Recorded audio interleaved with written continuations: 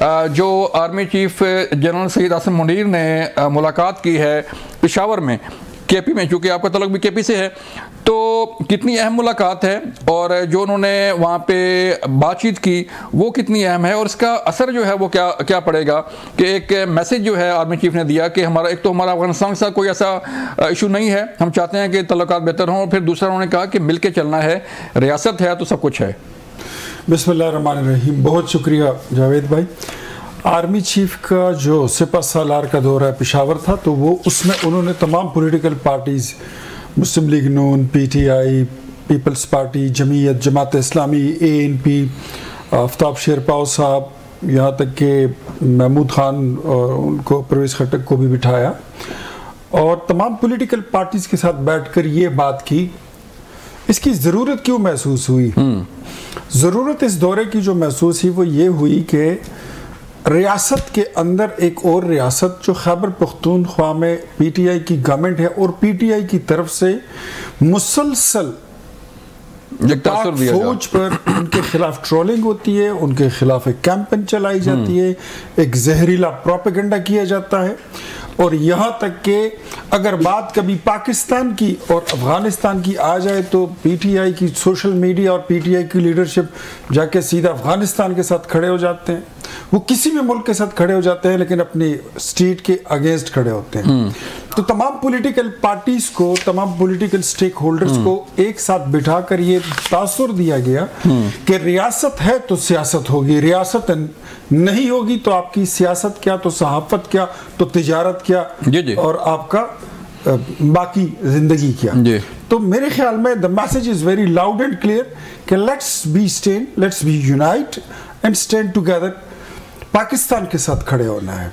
अफगानिस्तान की बात है तो हम अफगानिस्तान हो, इंडिया हो, ईरान हो, इराक हो, हम तमाम मुल्कों के साथ जितने हमारे पड़ोसी हैं उनके साथ एक तासर दिया जाता है ना कि केपी के अंदर जो है वो बड़ा कोई ऑपरेशन हो रहा है। उन्होंने ये भी बड़ा वाज़ेह किया कि ऑपरेशन कोई केपी के अंदर कोई ऑपरेशन नहीं होने वाला। मैं वही कह रहा हूँ कि ये जस्ट एक वो है ना, एक बयानिया बनाया जाता है फौज को कमजोर करना।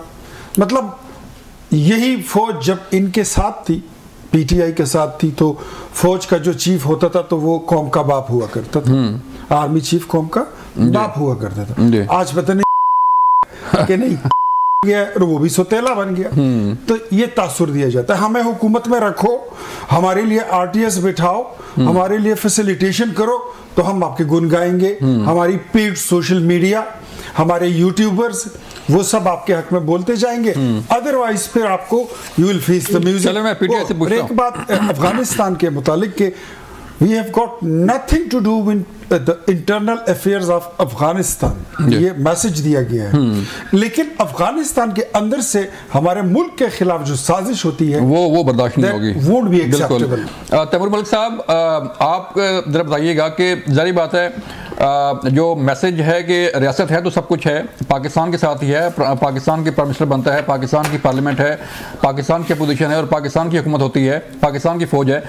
तो किस हद तक तमाम सियासी जमातों को संजीदगी का, जिम्मेदारी का मुजाहरा करना पड़ेगा तैमूर साहब के जो जहाँ पे रियासत आए, जहाँ पर पाकिस्तान आए, वहाँ पर कोई चीज़ और ना आए? जी बिस्मिल्लाहिर्रहमानिर्रहीम। देखें, इख्तियार वली साहब ने तो जो हुकूमती बेंच वाली बातें करनी थी उन्होंने खैर कर दी और तनकीद कर दी, लेकिन जहाँ तक पाकिस्तान की सलामती का, नेशनल सिक्योरिटी का ताल्लुक है तो मेरे ख्याल में इसमें तो कोई दो राय है ही नहीं, ना हमारी जमात की या किसी और की, कि सारे एक पेज के ऊपर ही हैं हमेशा से। सो वो खैबर पख्तूनख्वा हो, वो बलूचिस्तान हो, वो पंजाब हो, जहाँ नेशनल सिक्योरिटी की बात आएगी तो जाहिर है हम नेशनल सिक्योरिटी के इदारों के साथ मिलकर काम करते रहे हैं और करते रहेंगे। ये जो मुलाकात हुई ये बिल्कुल इसी तनाजुर में है। हम फौज के सियासी अमल दखल के हक में नहीं है, लेकिन जो बाकी मामलात हैं उसमें तो बिल्कुल हम साथ चल रहे हैं। देखें, ये आपकी नॉलेज में होगा कि एपेक्स कमेटी भी बनी हुई है जिसमें बाकी ओहदेदारान भी इन्वॉल्व होते हैं। खासतौर पे खैबर पख्तूनख्वा की डायनेमिक्स मुख्तलिफ हैं। फॉर्मर आपकी जो फाटा एरियाज हैं उनकी वजह से भी, बड़े और मुश्किल बॉर्डर की वजह से भी, तो जाहिर सी बात है कि वहाँ पे जो हमारे अफवाज के अहदेदारान हैं उनके साथ ही मिलके काम करना है। जो पॉलिटिकल गवर्नमेंट है उसने कोलैबोरेट भी करना है, कोऑर्डिनेट भी करना है, सपोर्ट भी करना है। तो ये एक खुशाइन चीज़ है, इसको पॉजिटिवली देखना चाहिए कि इस तरह की मुलाकात हुई है। और बाकी बिल्कुल वो रियासत या पाकिस्तान है तो हम सब कुछ हैं, सो इस पे तो कोई दो राय है ही नहीं। तो तैमूर साहब, जो मुज़ाकरात होने जा रहे हैं, किस हद तक आपको उम्मीद है कि मुज़ाकरात कामयाब होंगे? क्योंकि दो ही डिमांड हैं, आप समझते हैं कि डिमांड पूरी हो जाएंगी आपकी? फिर मैंने जाना बहुत रीजनेबल है ना जी, डिमांड्स में तो कोई मुश्किल काम ही नहीं है। जुडिशल कमीशन में पहले भी बनते रहे हैं, अभी भी बन सकते हैं, कोई ऐसी चीज नहीं है। जो हम सियासी कायदीन और वर्कर्स की रिहाई की बात कर रहे हैं, वो कोई ये नहीं कह रहे कि एक स्ट्रोक ऑफ पेन से केस खत्म कर दें जैसे इनकी क़यादत के लिए हुआ। हम तो सिर्फ ये कह रहे हैं कि बेल के राइट पे उनको रिलीज कर दिया जाए, क्योंकि उन्हीं केसेस में दर्जनों हजारों लोगों को बेल्स मिल चुकी हुई हैं। तो प्रेसिडेंट्स एग्जिस्ट करते हैं, इन लोगों को भी जो रह गए हैं जेलों में, इनको भी बेल मिल सकती है। तो ये बड़ी रीजनेबल बातें मेरे ख्याल में माननी चाहिए। जो लेकिन मामला लग रहे हैं, जिस तरह आज एजाज चौधरी, सेनेटर एजाज चौधरी साहब का प्रोडक्शन ऑर्डर, जाहिर है चेयरमैन सेनेट ने कुछ सोच के, मेरे तो खैर हल्के के हल्के वाले हैं, लेकिन हरीफ हैं, लेकिन उन्होंने प्रोडक्शन ऑर्डर जारी किया, उसकी बड़ी तारीफ की गई, लेकिन आज उस पर अमल कुछ नहीं हुआ। तो बड़ा सवालिया निशान पूरे मीडिया ने उठाया हुआ है कि चेयरमैन सेनेट की क्या पावर और अथॉरिटी है कि सुना इस्लामाबाद पुलिस भी कोट लखपत तक आई। मैं सेनेटर एजाज चौधरी साहब का वकील भी हूँ कुछ केसेस में। तो देखें, वो तो तैयार बैठे रहे हैं सुबह से और उनको लेके नहीं जाया गया इस्लामाबाद सेनेट के सेशन के लिए। तो अब मुझे तो ये लग रहा है कि जो भी ताकतें हैं, और अब चेयरमैन सेनेट जिस जमात से ताल्लुक रखते हैं, सब चाहते हैं कि कोई सियासी हमआहंगी हो, सियासी इस्तेहकाम हो, लेकिन इख्तियार वली साहब की जो जमात और हुकूमत है, शायद वो दरमियान में कोई रोड़े अटका रहे हैं। मैं बताता हूँ, इनको सूट नहीं करता, इनकी जमात को सूट नहीं करता। बैरिस्टर साहब, आप उनको बताइए। नहीं इख्तियार भाई, मुझे थोड़ा सा मैं आप लेता हूँ, उनको बताइए तो तैयारी रखे, गाड़ी किसी भी वक्त आ सकती है। मैंने ऐसा राणा साहब से तजज़िया लेना है। राणा साहब, आपने बातें सुन ली दोनों जमातों की, मुझे बताइए कि एक तो जो मुज़ाकरात हैं, मेरा सवाल वही है आपसे कि किस हद तक जो है वो आपको लगता है कि ये मुज़ाकरात कामयाब हो जाएंगे? और दोनों फरीक हैं राणा साहब, आप देखते हैं कि संजीदगी, क्योंकि नून लीग कहती है कि तहरीक इंसाफ जो है वो संजीदा नहीं है, नहीं चाहती कि कामयाब हो। तहरीक इंसाफ कहती है कि हुकूमत जो है वो उसके पास क्वेश्चन है, वो अगर मुजाहरा करे संजीदगी का तो फिर ये मुज़ाकरात कामयाब हो जाएंगे। राणा साहब देखिए, किसी चीज की कामयाबी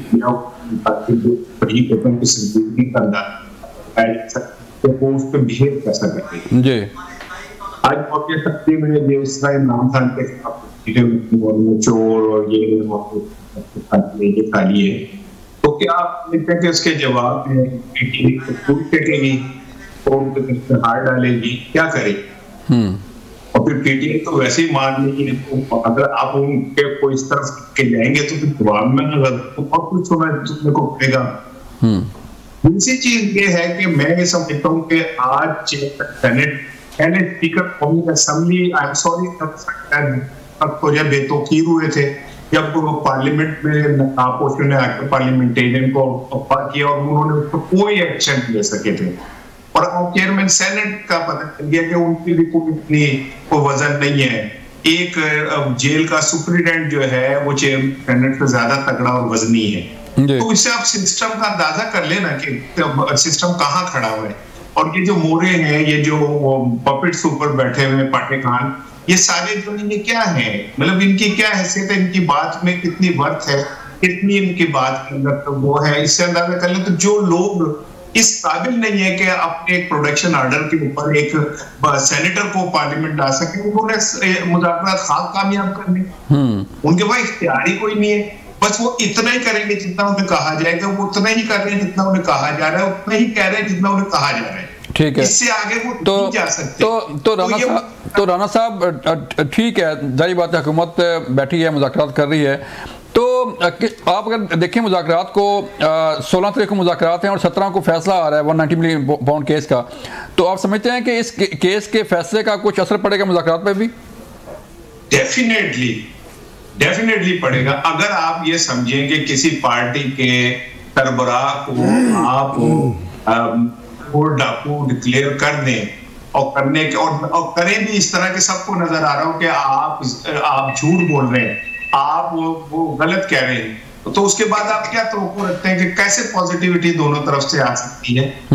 और 190 मिलियन के ऊपर आज इस असेंबली में, और फिर वो 190 मिलियन केस का फैसला तो मुझे पता है कि क्या होना है। अच्छा, मुझे क्या फैसला आने वाला है सर?